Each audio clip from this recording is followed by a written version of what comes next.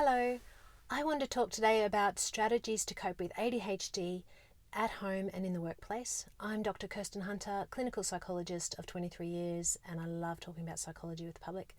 So, ADHD or ADD, whichever, I'll just call it ADHD, can be really, really difficult with regard to staying on top of things at home and at work. So, people with ADHD, they really struggle with attention, distractibility, concentration, starting a task, continuing, finishing a task.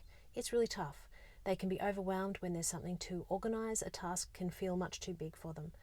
So it's not their fault at all, it's just how their brains are. So when you understand how your brain works and you can work with your brain, then life gets dramatically easier. So here's just a few tips that I've just discovered over many, many years collaboratively with clients. So, first of all, at work, let's start there. Work has to have a meaning for you. You can't just go in and do mundane, routine things because you're going to really struggle to concentrate. By the way, we're talking about off medication. Obviously, medication helps with all of this. Big fan for medication with ADHD if that's what people want to do. So at work, things have to be meaningful. The reason is that if you find meaning, then you can perhaps tap into your strength of hyperfixating, which is if something is of interest to you, then people with ADHD can actually be fantastic because they go down this rabbit hole and they really focus in and they actually forget everything else that's happening around them. And that can work well for work. So with work, when you're approaching a task, think, how can I find meaning in this? Am I going to enjoy getting the task done? Am I going to focus on how fast I can get it done? Am I going to focus on increasing an element of quality about it? Is it about the organisation of it? I'm going to enjoy that, which is ironic. Or the tidiness of it.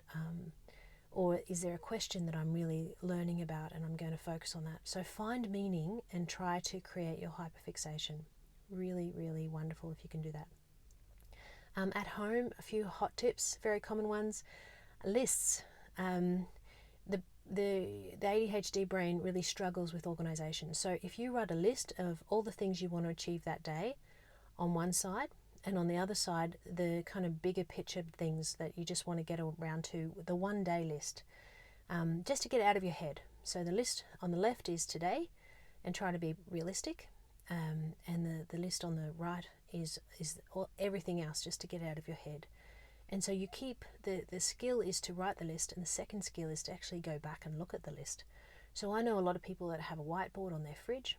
I know people that have a big notepad and they cruise around and they have it on the kitchen bench perhaps. So lists are amazing.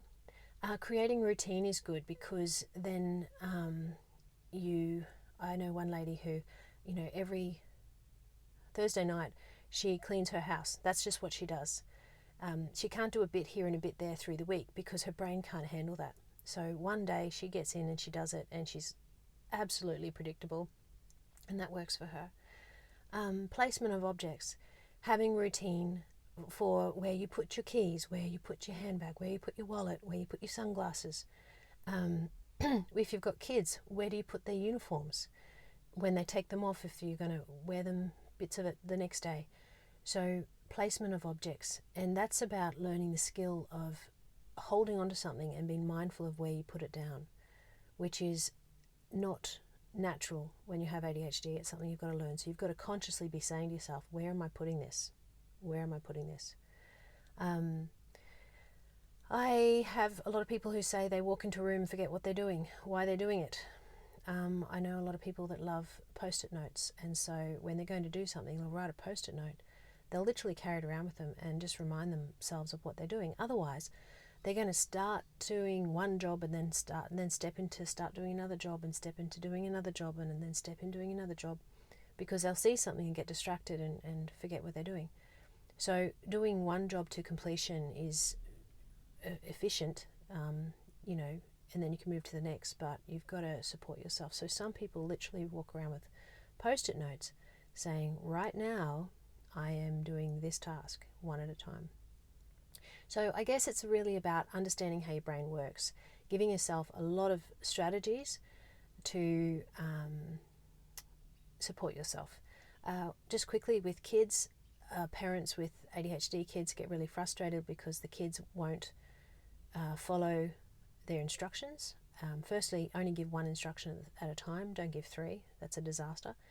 And with one instruction, understand that they're going to get distracted. So obviously they could be non-compliant and not want to do it, of course, but most of the time they've forgotten what they're doing. So you do need to keep priming them, and that's just how it is. It's not the kid's fault. What else? If they need to tidy their rooms, don't tell them to tidy the room. They can't. Go into their room, bring in a coffee, bring in a magazine or something, and you have to be their organisational brain, their frontal lobe, and you say, okay, darling, let's just pop our shoes away. And the kid goes, okay, now we're going to just pop our clothes away. Okay, now we're just going to clear our bench by putting the pencils away. And the child's like, thank you, that's wonderful, because I can't organise my brain to clean my room. So the more we understand what's going on, the more compassionate we are, the more we can work with ourselves and hopefully be more patient and not blame the individuals, because just like someone has colour blindness, we can't get angry at them for not seeing colour. It's the same with ADHD. You can't be angry at the person for struggling with their high level of distractibility and with their struggle with organising themselves. It's tough and they need support. So there you go, guys. Hope that's helpful.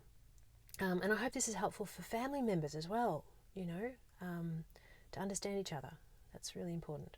So if you want to catch me online, Facebook and Instagram, Kirsten Hunter Author, and website kirstenhunterauthor.com. Heaps of stuff on there. If you want to jump on, that'd be great. Take care.